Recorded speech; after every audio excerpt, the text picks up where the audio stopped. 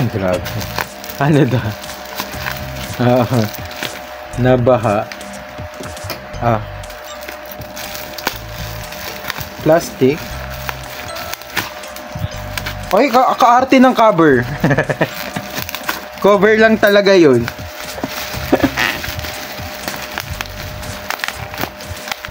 Oh.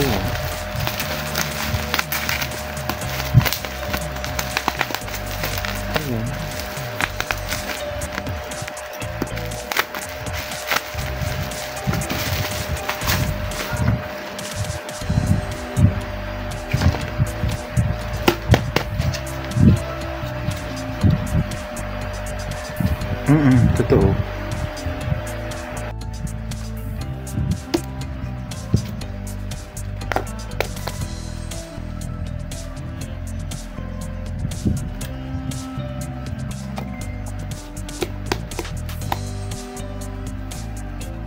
So guys, what's up and welcome back to YouTube channel. So for today's video, bumili nga tayo nitong Choco Crunch din naman ng Momo. Ayan, actually nagustuhan ko kasi Choco Crunch na yun yung ube. Yan pala kayo. Kita ko sa inyo. Okay, ganda ng damit. Eriko. So ganito ka laki yung difference niya.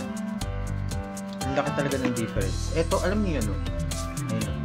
Sobrang laki ng difference. Ito is 120, 40, ganun. Ito is 95 pesos.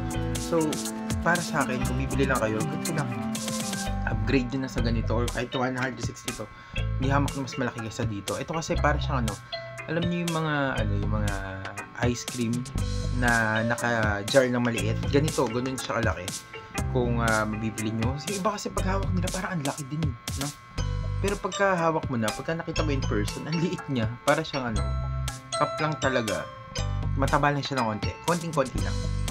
Pero yun na nga, ito nga po yung Momom Choco Crunch Cereal Jar with Chocolate Days. And actually, napakita ko na sa inyo yung loob nito. Pero yan na lang yung laman niya. Yan na lang yung laman niya. Kasi nagutom ako kaninang bago matulog. And ala akong pagkain. So ito na kinain ko talaga. So tikman na nga natin ulit siya. Ayan, para malaman natin ulit yung lasa, para fresh na fresh sa inyo pagka sinabi ko yung lasa niya. Pero to be honest meron akong ni-review na isa, pagbabanggain ko sila.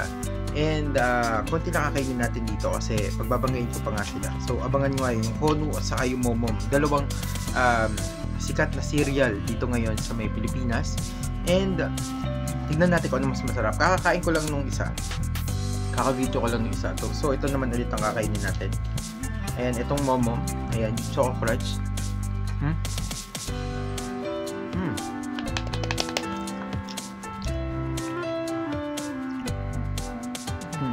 Diba? Actually ito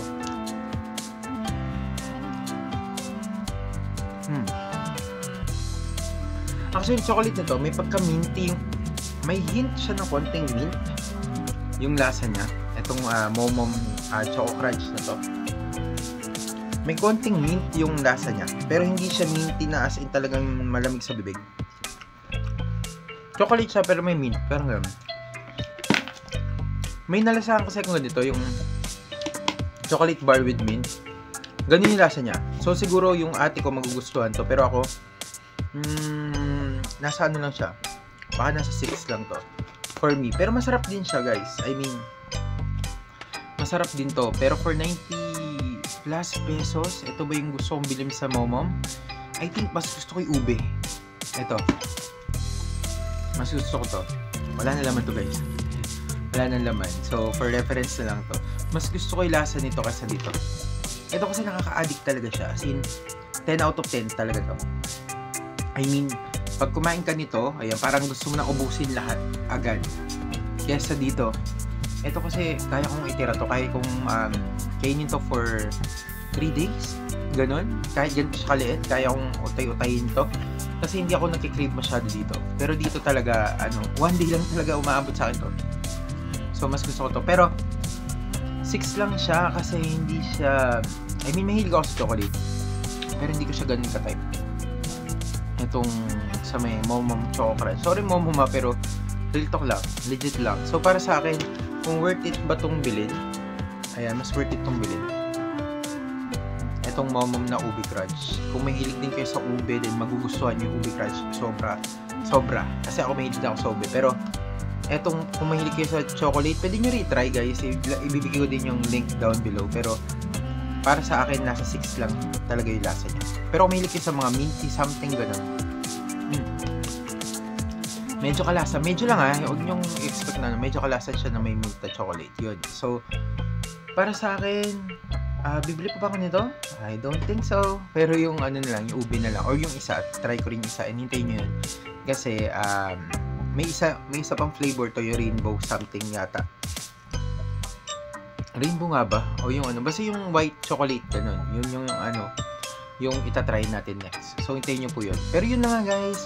Sana nagustuhan nyo nga itong review natin sa mga sikat na mga cereal jar natin dito sa Pilipinas. And sobrang sikat nito. Ang dalas ko may nakikita mga content creator nito and gusto nating malaman kung totoo ba yung mga pinagsasabi nila. So, yun po yung rating ko dito. Hindi tayo exaggerated guys na masyadong OA sa, alam nyo yun, napakasarap, grabe ganun. Hindi siya ganun. For me, hindi siya ganun kasarap. Ito, for me, ito talaga. Ito hindi OA talaga. Sobrang 10 out of 10 to. Yun lang. Ang dami ko sinasabi. Pero yun na, maraming salamat. God bless. Ingat po at lagi. Yung Momom, baka naman.